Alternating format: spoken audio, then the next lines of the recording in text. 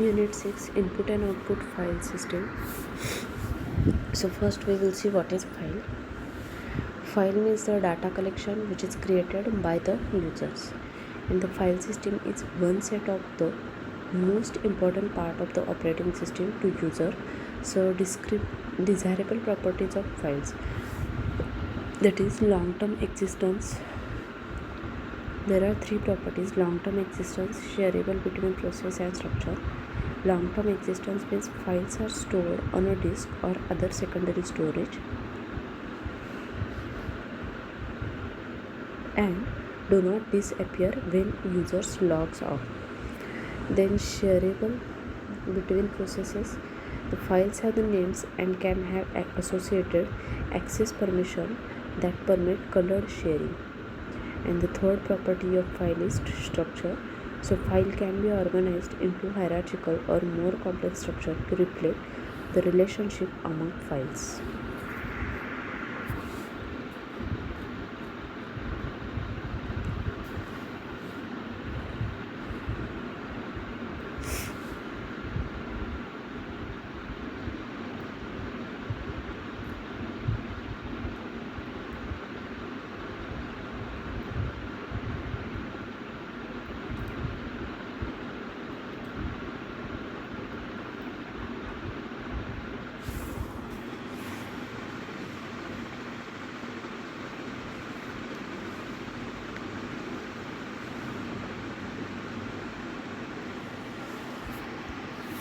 Then the next is file system.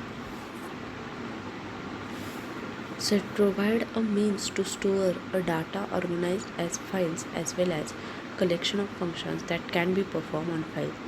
It maintains a set of attributes associated with the file. The typical operation of the file system consists of create, delete, open, close, read and write.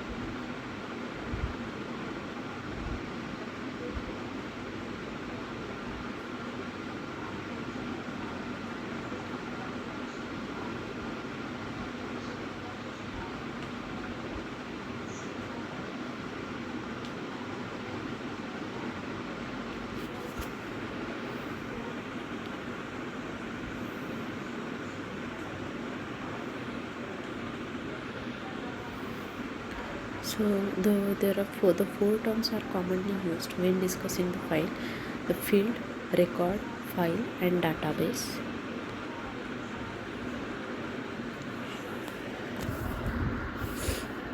Then the structure terms.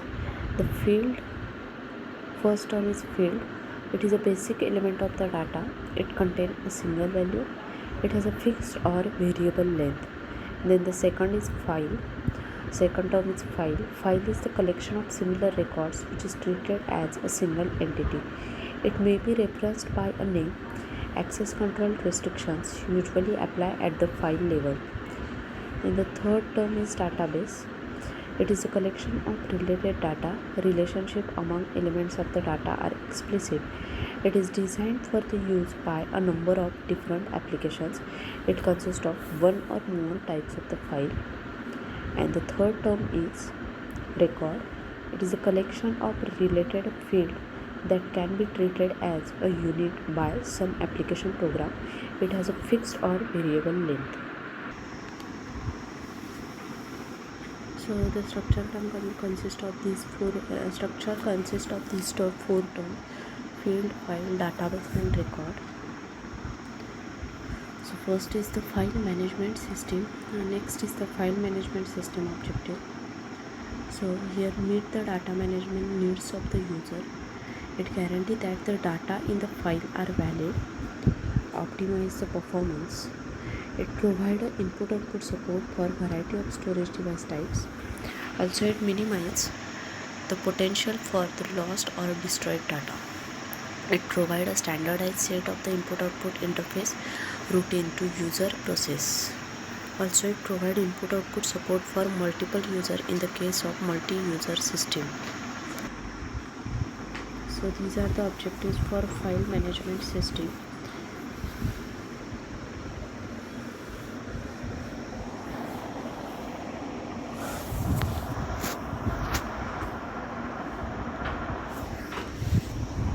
Next is device drivers. Device driver is the lowest level. It communicates directly with the peripheral devices and it is responsible for starting input-output operation on a device. The process is the completion of an input-output request and considered to be a part of the operating system.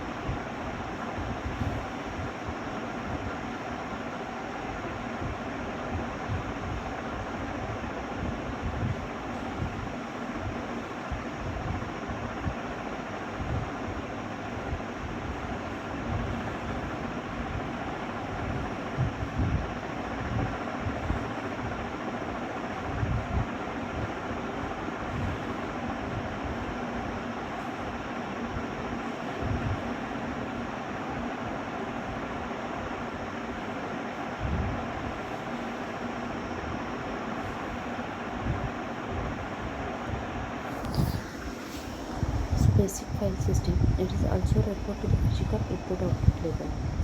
Basic file system is physical input-output level. The primary interface with the convenient outside the computer system. It deals with the blocks of the data that are exchanged with the disk or the tape system. It is concerned with the placement of the blocks on the secondary storage device and it is concerned with the buffering block in the main memory. Consider the part of the operating system. So this is a basic file system. Next is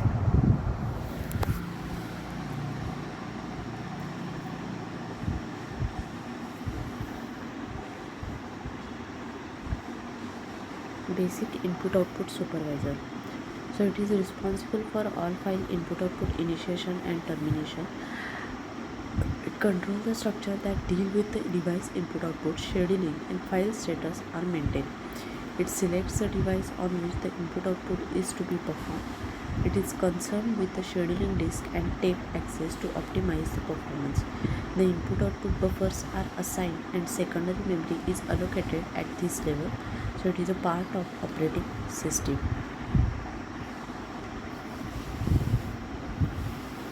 Next is logical input-output. It enables users and applications to access the record. It provides a general purpose record input-output capability and maintain the basic data about the file.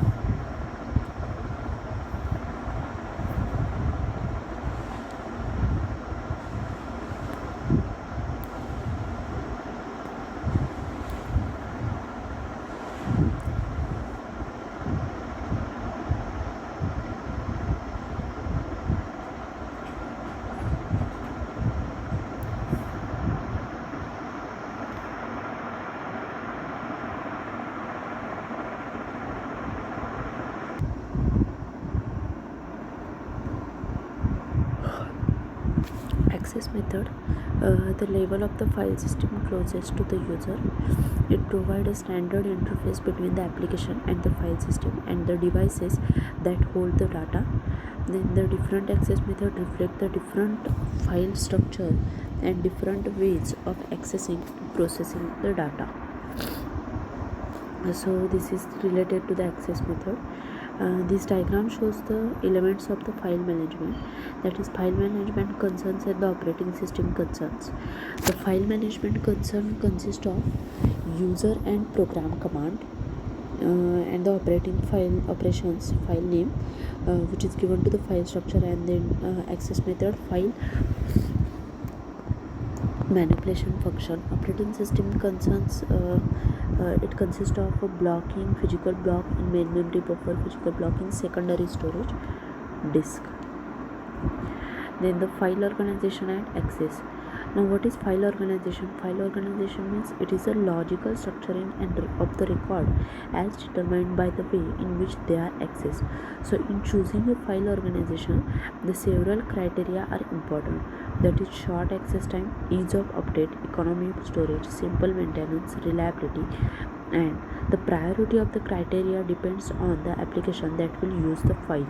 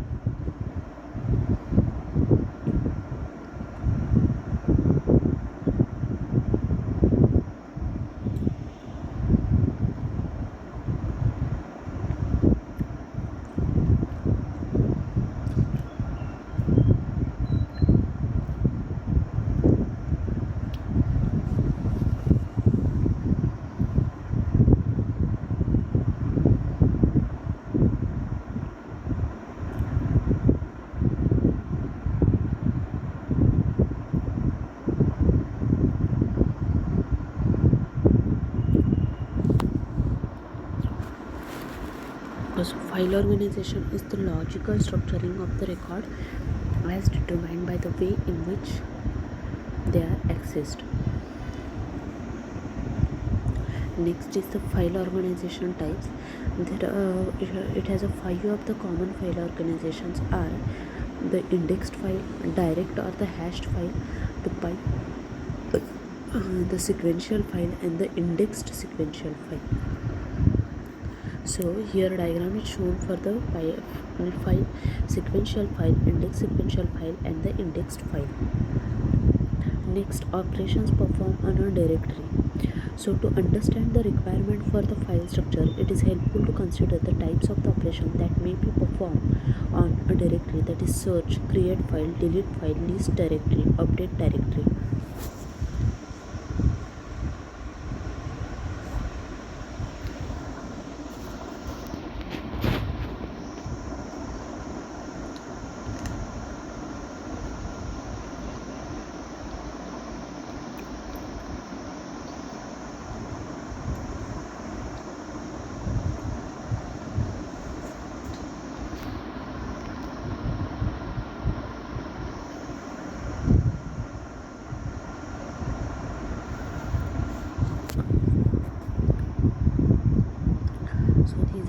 operations performed in the directory.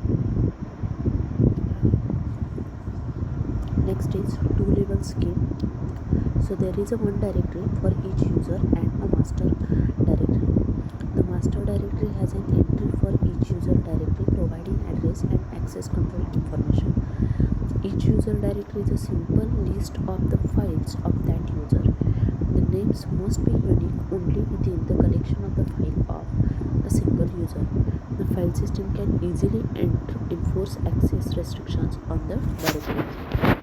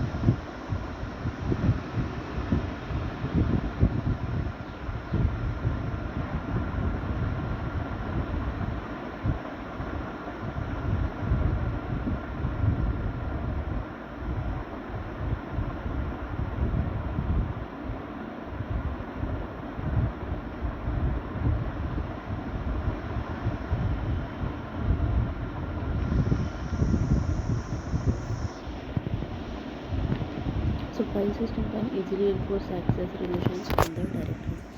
Next is the file sharing. There are two issues arise when allowing files to be shared among a number of users. One is the access right and second is the management of the simulation simultaneous access. So what is access right? In access right, the first point is name. So the user would not be allowed to read the user directory that includes the file. Next, knowledge. The user can determine that the file exists and who its owner is, and it can then petition the owner for additional access right. Next, execution. The user can load and execute a program but cannot copy it. Next, reading. The user can read the file for any purpose including copying and execution. Next, appending. The user can add a data to the file but it cannot modify or delete any of the file's content. Next, updating. The user can modify, delete and add to the file's data. Next, changing protection. The user can change the access right granted to other users. Next, deletion. The user can delete the file from the file system. So these are all the points related to access rights.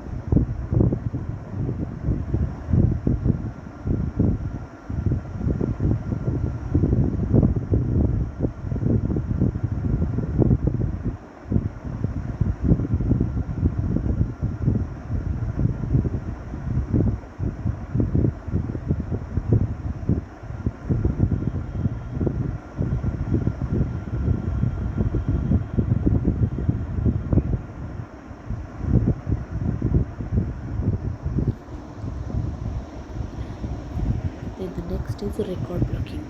So the blocks are the units of input output with secondary storage.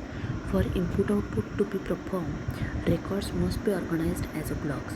Given the size of the block, three methods of blocking can be used. One is fixed length blocking, second variable length, and third variable length unspanned. So fixed length blocking means fixed length records are used and an integral number of records are stored in a block. Internal fragmentation is unused space at the end of each block. The variable length span blocking.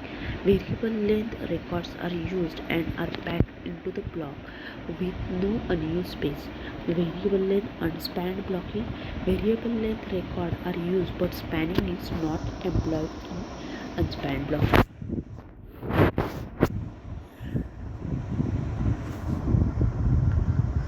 So this is all about the record blocking, which has three types. So this diagram shows the record blocking methods, that is the fixed blocking, variable blocking, span and variable blocking unspanned. This diagram is for the record blocking methods. Next is the file allocation.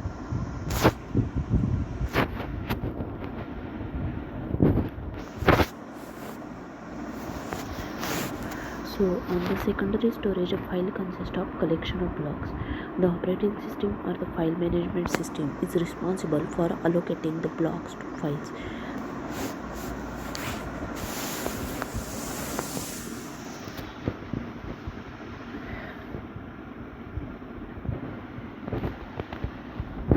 The approach taken for the file allocation may influence the approach taken for free space management. What space is allocated to a file as one or more portions, contiguous set of the allocated blocks. So file allocation table, that is FAT, it is a data structure which is used to keep the track of the portions assigned to a file.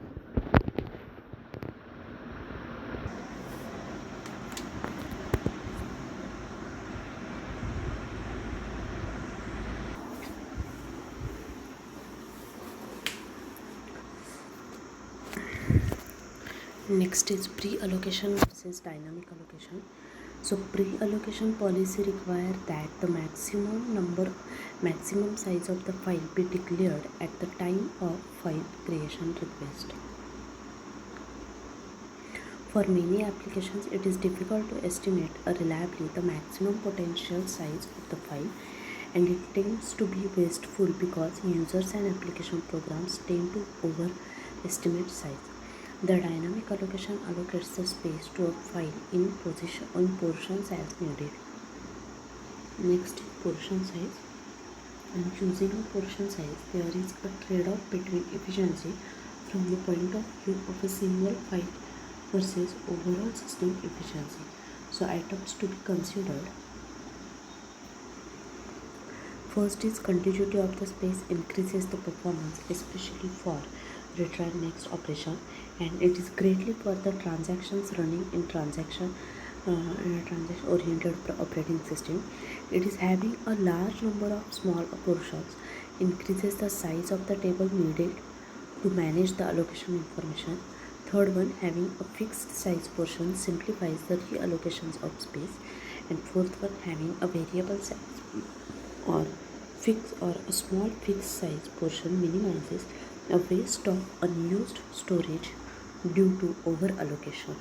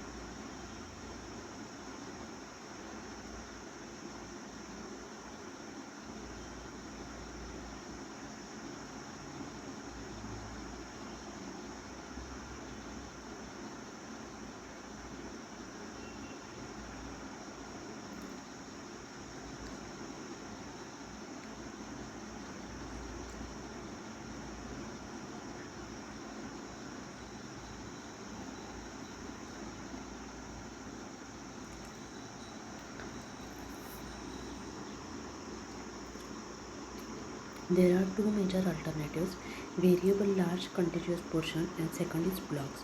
So variable large contiguous operation, it provide a better performance. The variable size avoid the waste and the file allocation tables are small. In block, it has a small fixed portion provide a greater flexibility. They may require a large table or complex structure for their allocation, and contiguity has been abandoned as a primary goal and the blocks are allocated as needed.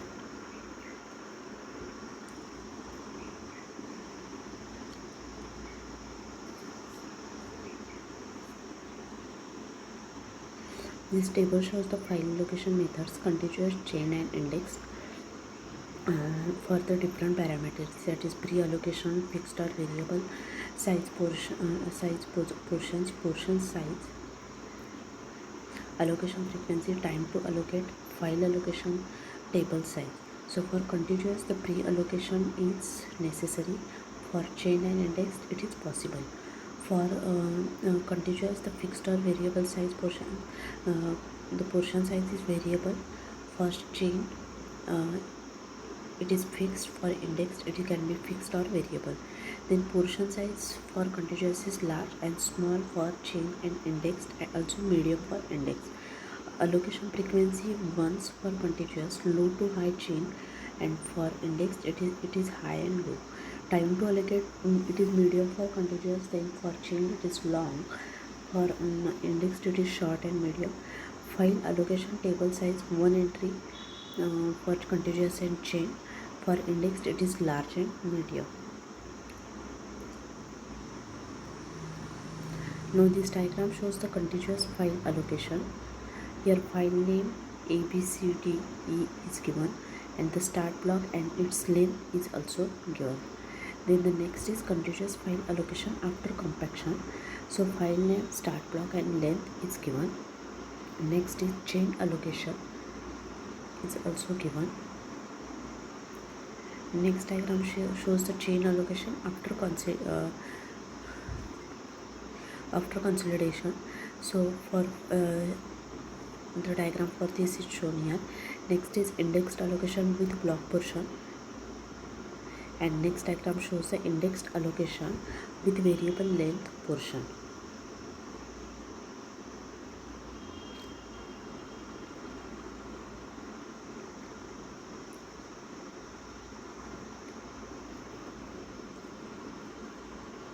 So for contiguous, the file names is given, that is file A, B, C, D, which is shown in the diagram. Then start block for the file A is 2. So from 2 it is started. For file B, start block is 9, which is shown in the gray color. For block, for file C, the starting block is 18. So the line blocks are shown here. For file D, the starting block is 30. So for file block, it is shown by the cross lines, and for file E, 26 is the start block.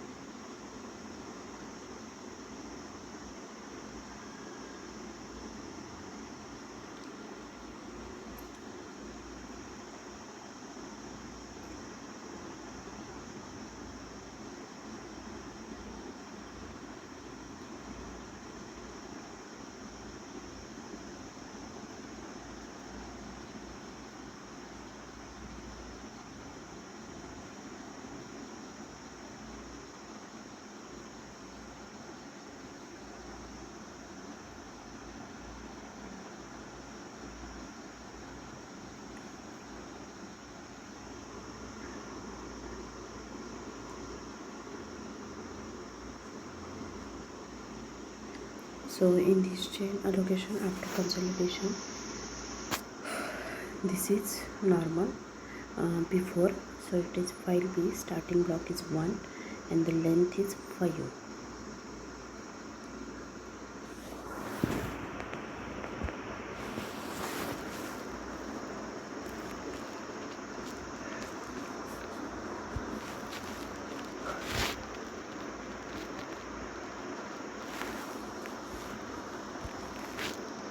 This shows the indexed allocation with block portion. So here file B is given and the index block is 24.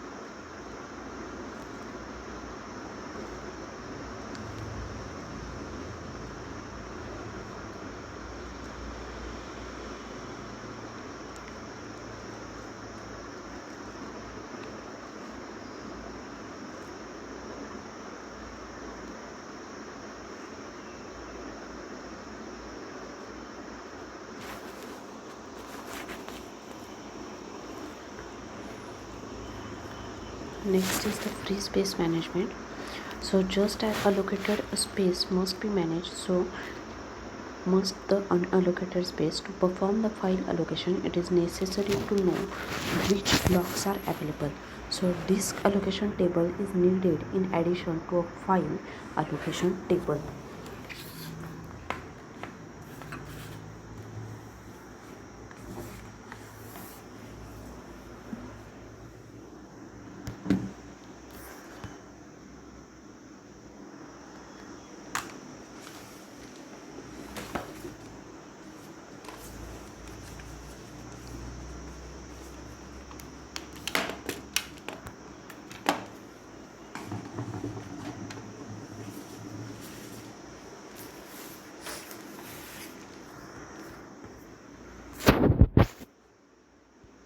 So this is free space management.